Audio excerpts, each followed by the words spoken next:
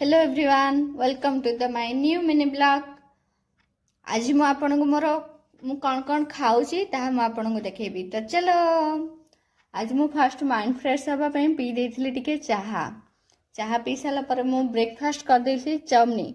Obviously chowmein तो समस्तଙ୍କର favourite तो मोर भी फेवरेट। चाउमिन टा पूरा यमी थिला। तापरे गोटे ओडिया घर रे झियो हिसाब रे मु आनिथिली मो पई खाइबा पई पखाळ भात ता सहित फूलकोबी बिनिस आलू भजा साग भजा मिक्सचर आ टमाटो पियाज मिक्सचर करी गोटे पाग मोपर मु खाई देथिली पोड़ पिठा।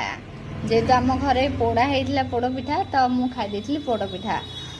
तापर 4टा बेले मु खाई देथिली टिके चिप्स फूलकोबी आलू मिसिकी चिप्स थिला। खाई साला परे मु पी देथिली क्षीर। आपण भाबुथिबे ये केते खाउछे।